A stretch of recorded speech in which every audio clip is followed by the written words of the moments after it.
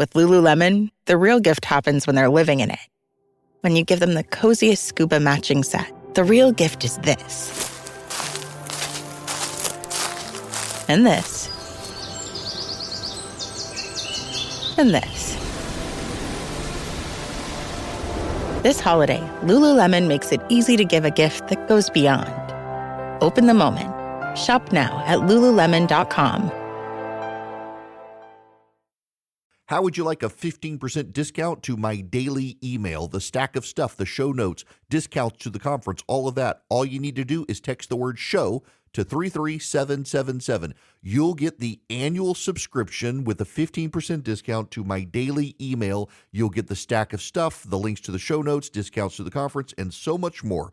All you have to do is text the word show, SHOW, to 33777. Text show to 33777.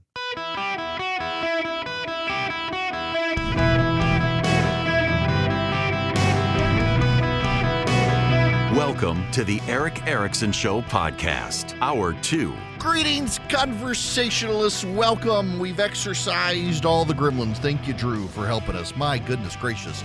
It's Eric Erickson here across the nation. The phone number, 877-973-7425, should you wish to be on the program.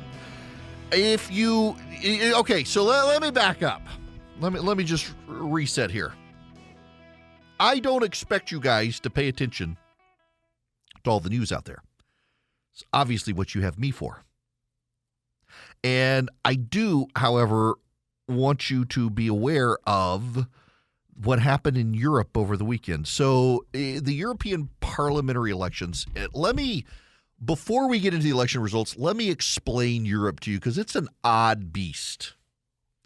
For a very long time after World War II, the academic elite had an idea of a United States of Europe, a USE.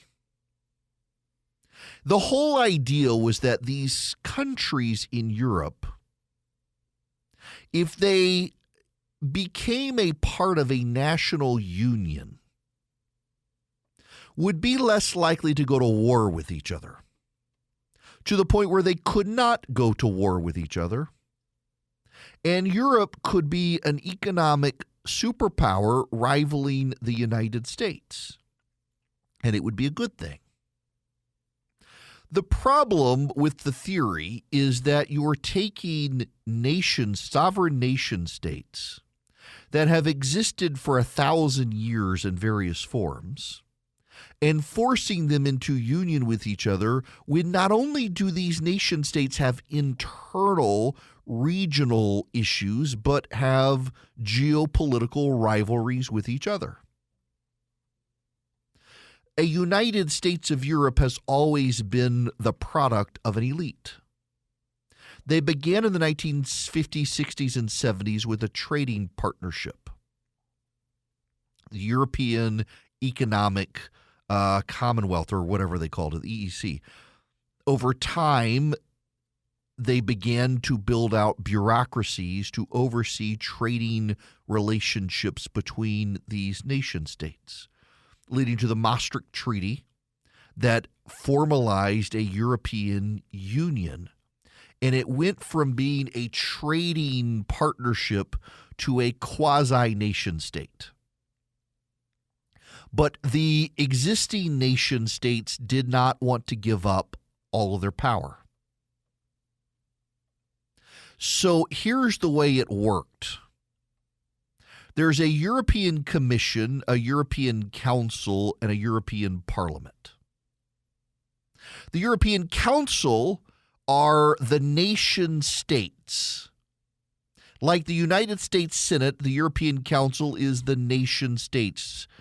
They have representation, and they suggest to the European Parliament, which is like the House of Representatives, who the president of the European Union should be. The European Union is presided over by what's called a commission and a commission president. The president is, for all intents and purposes, the president of Europe.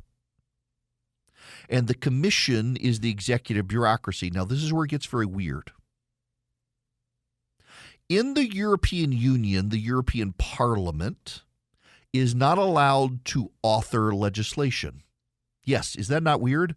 The Parliament is not actually allowed to draft legislation.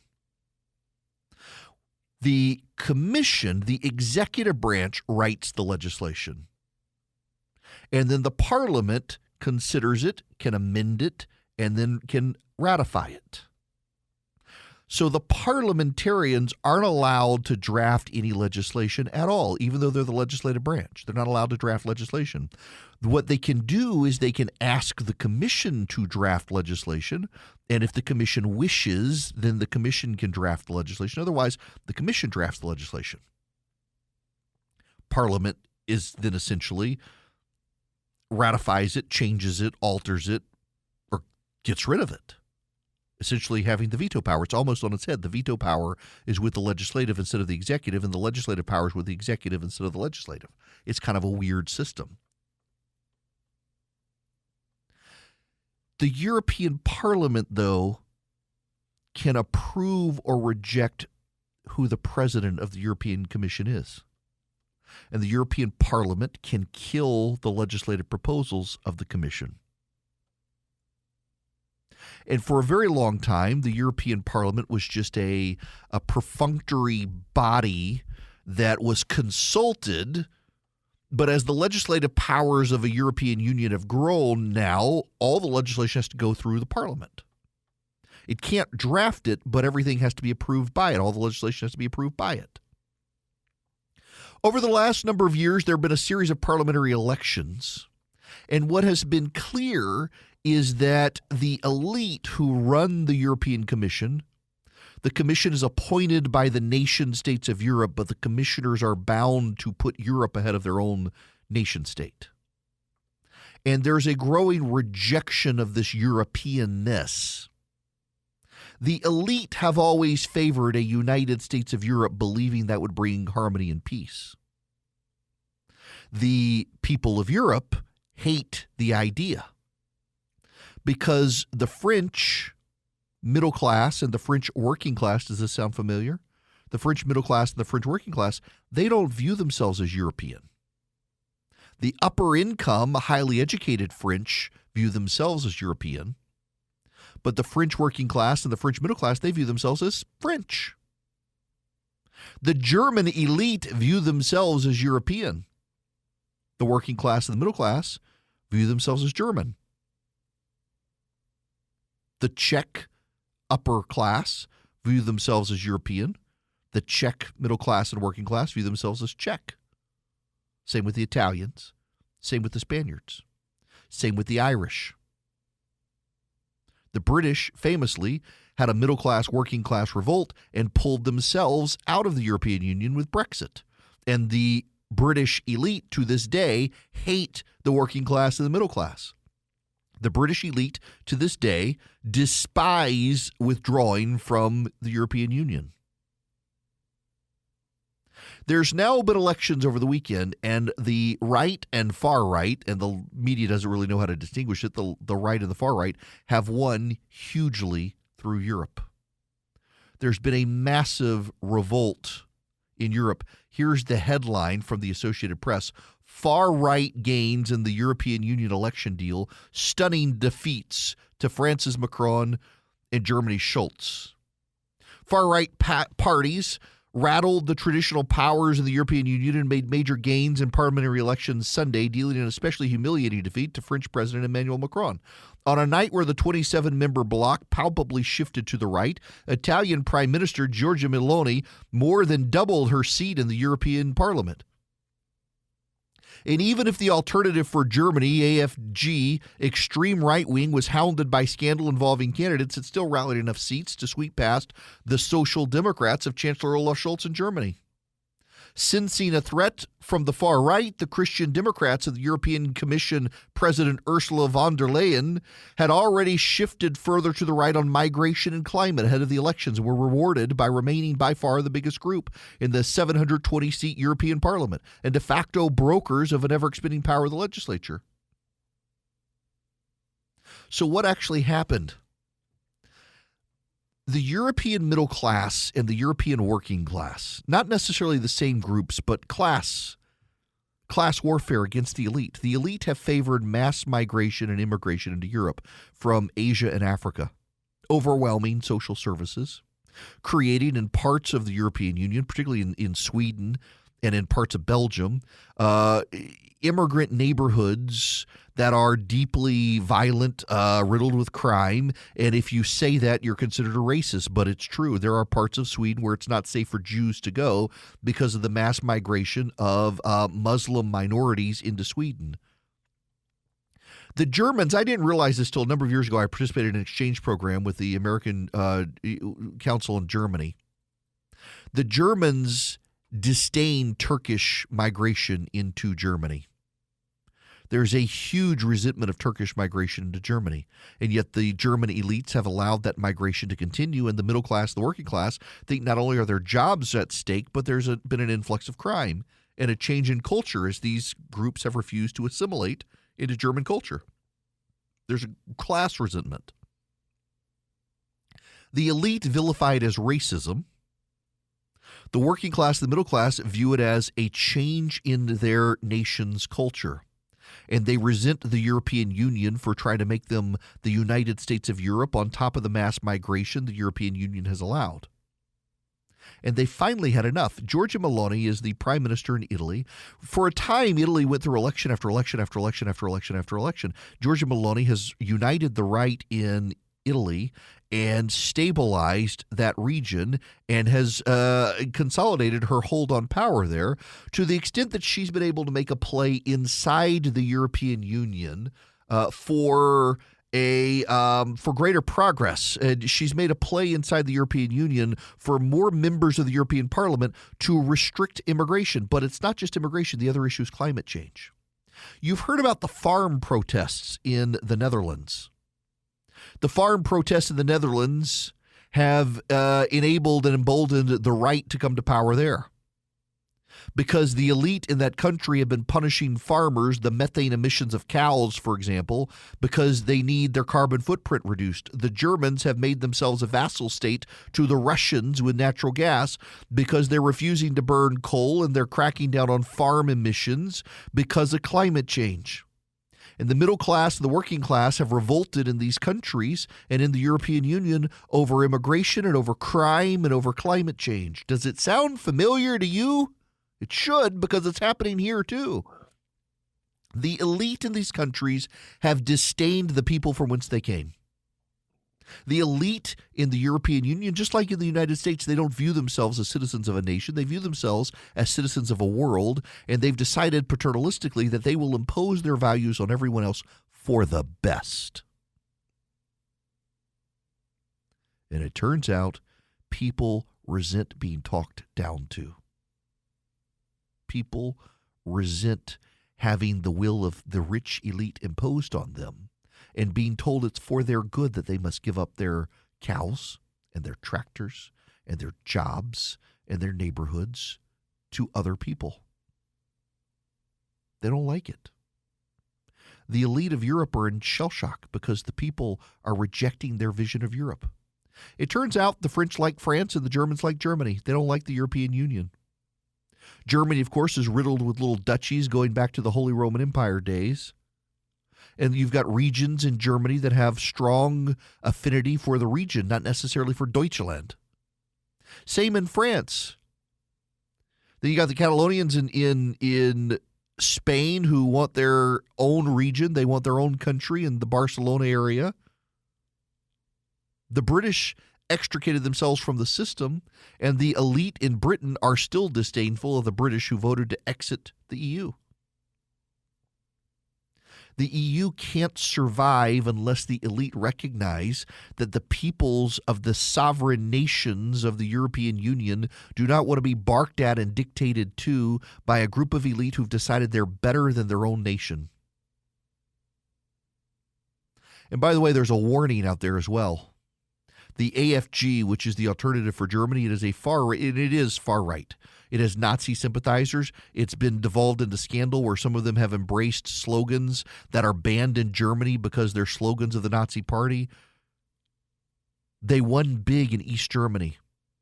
someone did an interesting map where they overlaid where the AFG did based on religion. And in every part of West Germany, in every province of West Germany where people identify as Catholic or Protestant, the AFG did badly. But they swept East Germany, where the majority religion in every province of East Germany is no religion at all. For those of you on the left who hate the Christian right in this country, wait until you get a load of the post-Christian right, which is what the AFG is in Eastern Germany. The area of Germany that had been controlled by the communists are now infatuated with a party that has the rhetoric of Hitler, the actual rhetoric of Hitler, not like what the left vilifies Trump as here in the country, but actually uses slogans tied to the Nazi party. You don't like the Christian right, wait until you see the post-Christian right, and it's coming, starting in Germany. Blinds.com Cyber Monday Last Chance is happening now. Don't miss out on up to 45% off site-wide. A Blinds.com design expert can help you make the perfect selection on your schedule. We can handle everything from measure to your whole home installed for one low cost. With over 25 million windows covered, Blinds.com is the #1 online retailer of custom window coverings. Save up to 45% site-wide, plus a free professional measure right now at Blinds.com. Rules and restrictions may apply. Greetings, conversationalists. Welcome. It is Eric Erickson here. The phone number, should you wish to be on the program, 877-973-7425. Now, I gotta talk a little bit about the Washington Post coup. Because, for democracy dying in the darkness, the Washington Post has died to the truth and been consumed with anti-Semitism. It really has become a mouthpiece for Hamas. And I don't say that lightly.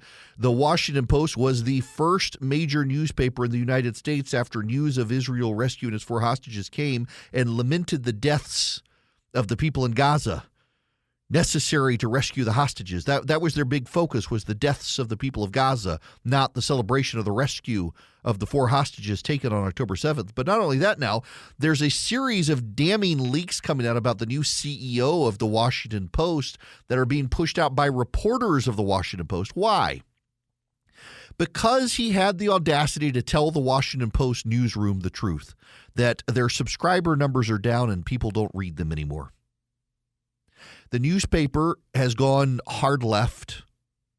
Under Sally Busby, they began to run a series of woke stories, justifying shoplifting, excusing empty stores, denying the truth of what was going on in crime in America, championing left-wing causes, championing the wokes, and people stopped subscribing. I canceled my subscription.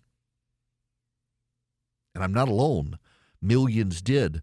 The revenue's down, the readership's down, subscribers are down, and part of the problem is how far left the paper has gone. And so now the CEO has said you gotta go back to the middle. You gotta cover both sides fairly, and they're having an absolute meltdown, vilifying the guy. It's a coup afoot by the wokes at the Washington Post. We'll see what Jeff Bezos does with it, but he could save the paper or just kill it off with the wokes.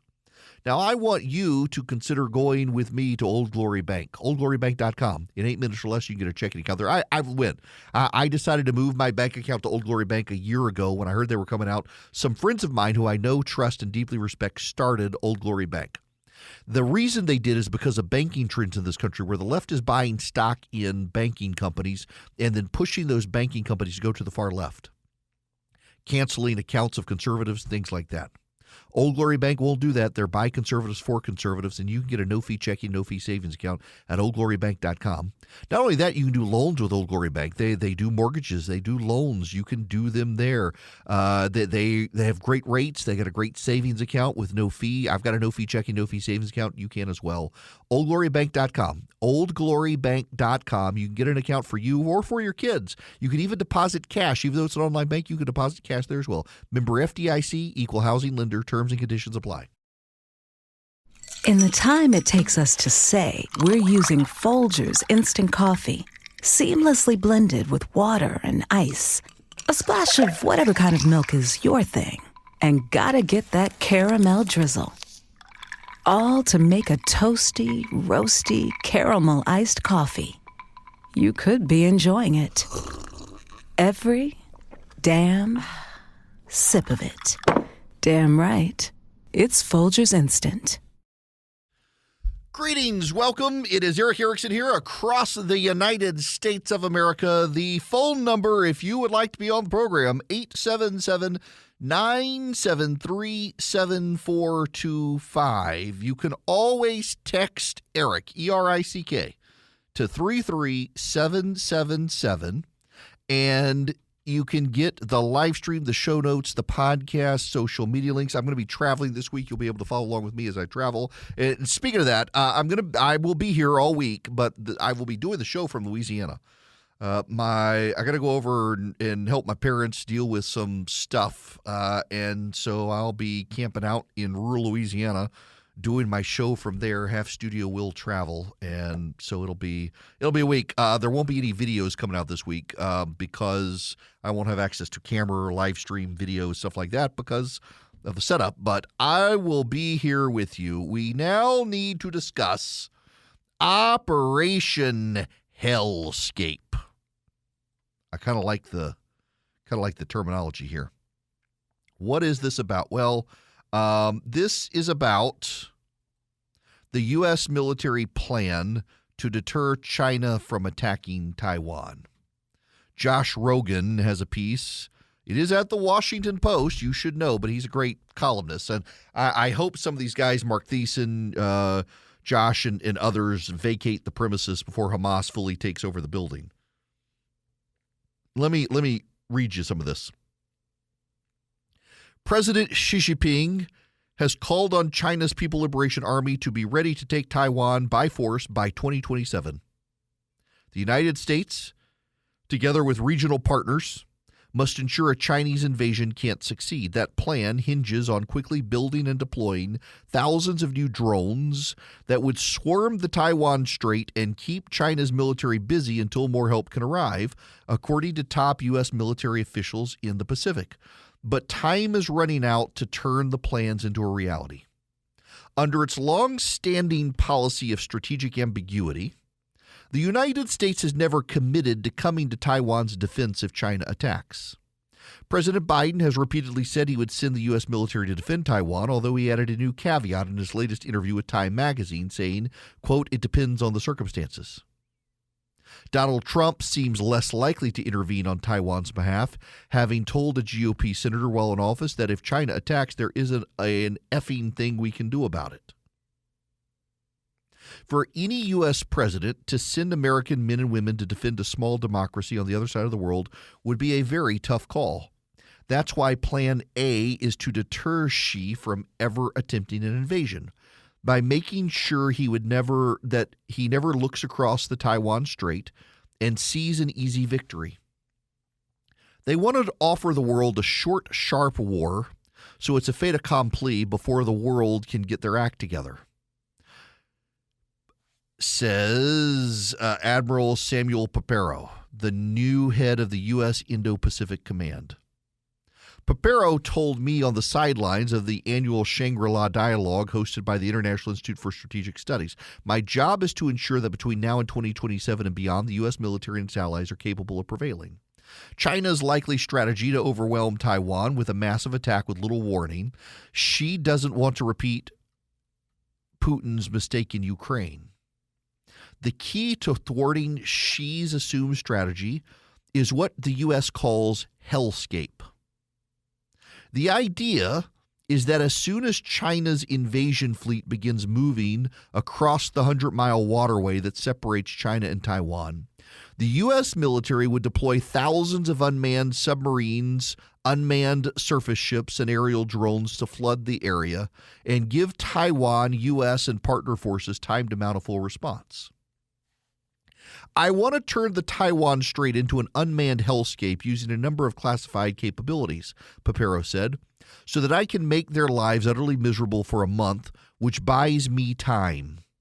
I can't tell you what it is, but it's real and deliverable. There are some public signs the hellscape plan is making progress. In March, the Defense Department announced it would spend $1 billion on a program called Replicator to build swarms of unmanned surface ships and aerial drones for their very mission. Papero said the Replicator program shows the United States is learning lessons from the Russia-Ukraine war. The timeline for delivery is unclear. If the drone swarms aren't ready when the attack comes, that could raise the prospects of a protracted conflict that would incur heavy losses for U.S. naval and Air Force assets and would likely expand to include allies such as Japan, South Korea, and the Philippines.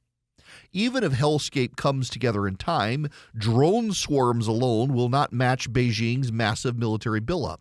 The PLA is expanding its nuclear, naval, Air Force, cyber, intelligence, and electronic warfare capabilities at record speeds. According to Paparo, China's military budget is likely 3 times what Beijing claims, which would put it around $700 billion annually. Meanwhile, Indo-Pacific Command's budget is short $11 billion of what it needs this year alone. Financing the defense plan is not the only problem. The U.S. military has no reliable way to stop China's hypersonic carrier killer cruise missiles. U.S. space assets are vulnerable to Chinese attacks. U.S. military deliveries to Taiwan are behind schedule. Japanese officials told me the Biden administration is dragging its feet on Tokyo's request to establish a new joint task force that would prepare for a conflict over Taiwan. Also complicating matters is that a full-scale invasion isn't Xi's only option. China might stop short of attacking and simply blockade the island, as it seemed to practice last month after Taiwan inaugurated President Lai Ching-te, who is often referred to as William Lai. Beijing is also using economic coercion, political interference, and disinformation to pressure the Taiwanese people into reunification and mess with their minds. As a military official, Papero has no official role in international diplomacy, but he does have strong opinions on what he calls China's revisionist and expansionist government. He believes that 4 decades of the West trying to convince China to liberalize politically has failed. The region has got 2 choices. The first is they can submit and as an end result give up some of their freedoms, or they can arm to the teeth. Both cases have direct implications to the security, the freedom, and well-being of the citizens of the United States. Nobody thinks an arms race is an ideal outcome. But if Beijing insists on an arms race, the U.S. and its partners can't afford to lose. As George Washington said, to be prepared for war is one of the most effectual means of preserving peace. Essentially, China needs to take Taiwan because China has domestic problems at home. And in those domestic problems at home, China needs to distract its citizens with a nationalistic campaign to reunite Greater China. The problem for you and me isn't Taiwan. There are a lot of you listening right now saying, why should I sacrifice my kid to save Taiwan? The problem isn't really Taiwan. The problem is China doesn't just want Taiwan. China wants South Korea. It wants the southern islands of Japan. It wants the northern and western islands of the Philippines. It wants Vietnam. China wants the Marshall Islands. China wants Guam. China doesn't want to be a regional superpower. China wants to be the world superpower. And you either have to make China pay consequences here and now, or you have to allow an expansionist China that dominates the world order. The way that the American military wants to do it is to essentially make them suffer a heavy toll trying to invade Taiwan, because they'll go to Taiwan first. They just won't stop at Taiwan, and that's the problem here, that they have no intention of stopping at Taiwan. And we know this. This isn't, by the way, this isn't like hypothetical. China's been pretty explicit. And even now, China is harassing the Philippines and harassing the Vietnamese and harassing the South Koreans in shipping lanes and in fishing territories. Xi Jinping and Vladimir Putin have allied themselves, and the problem for us is, like I mentioned on Friday, their incursions into Venezuela and South America, their incursions and their engagement with allies who are hostile to us. But even beyond that, their electronic warfare. You know, healthcare systems in the United States have been hacked recently. Cell networks have been hacked. AT&T had problems last week where if you were on AT&T, you couldn't call other cell networks. I don't know whether that was a hack or not. They're not really saying. Power grids in the United States have been compromised by hackers. The water supply in various counties across the United States has been compromised by hackers. Jacksonville, Florida. Those of you down at WOKV. As you know, your air traffic controllers down in Jacksonville, y'all are in charge of some of the most important airspace in the United States. The Jacksonville airspace is in charge of the southern eastern seaboard, the southeast. And there have been a series of hacks, power outages, problems, and short staffing out of the air traffic control from the southeast United States. You know, it's wild. If you're in air traffic control in Jacksonville, Florida, you're not just dealing with all of the traffic coming up and down the eastern seaboard and across the southeast United States. You're dealing with rockets. You got all the traffic out of Cape Canaveral, too. It is an extremely stressful job, and they do a remarkable good. I've got some listeners down at WOKV in Jacksonville who are in the FAA and deal with air traffic in that part of the United States. It's wild, the things they deal with down there. There have been a series of technical events. People aren't really saying what the technical events are, but I've had several people tell me that there do appear to be attempts to hack that area in that airspace. There have been a number of shutdowns and short staff in a highly stressful position. But it's not just the airspace down there. It's happened on the West Coast, too. It's happened in the power grids. And there are more and more people wondering, are these test runs? Wild story out of North Carolina, a Chechen who claimed he was working for the power company was shot and killed by a member of the military. He said this Chechen was working on the power grid and taking pictures for his contract work, and the military's investigating. Maybe it was a misunderstanding and paranoid member of the military killed a guy from Chechnya who legitimately was working for the power company.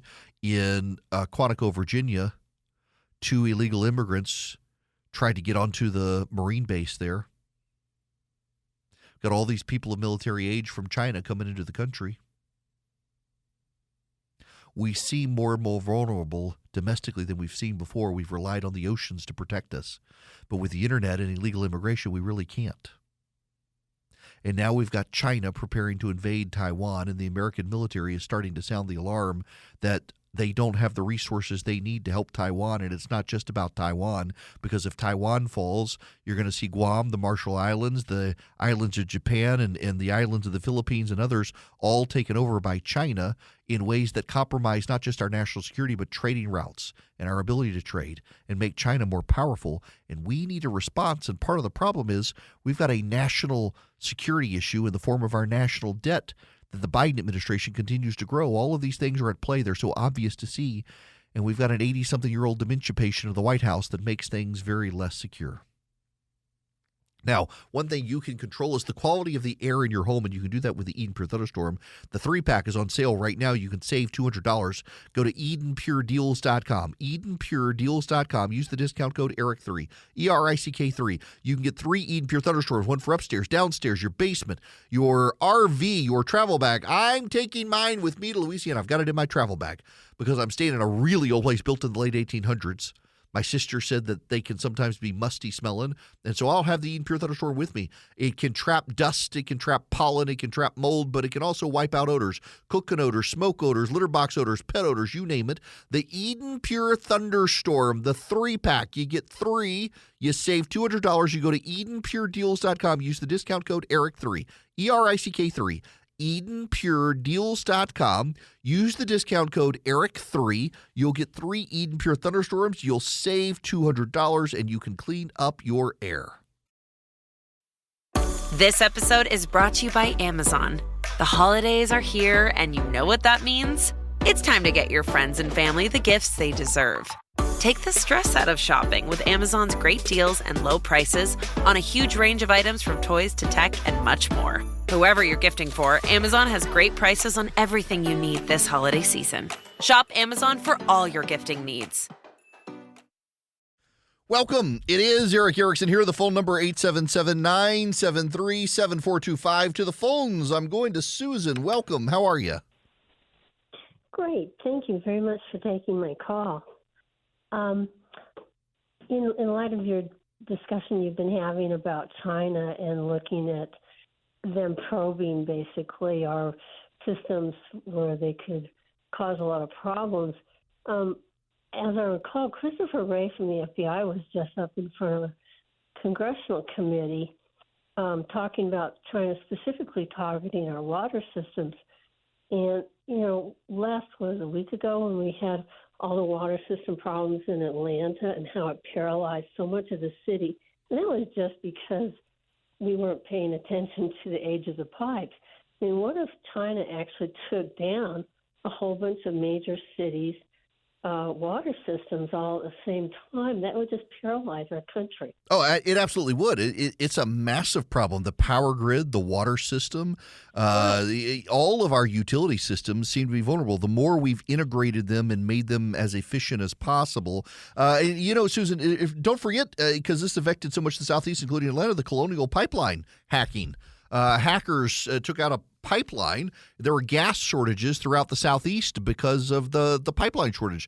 There's been a natural gas one, not just a gasoline one, but a natural gas one as well that hack. We're seeing companies in the United States be hacked. And there's actually a growing questions as to whether or not some of these hackers that have done stuff for pay were actually commissioned by foreign powers to test various American companies and utilities to see if they're vulnerable for further attack later by foreign powers, not just by the hackers. There's actually a pretty significant suggestion out there that some of these that have happened in this country were commissioned by foreign powers and not just hackers trying to make money. It's a dangerous game that they're playing out there.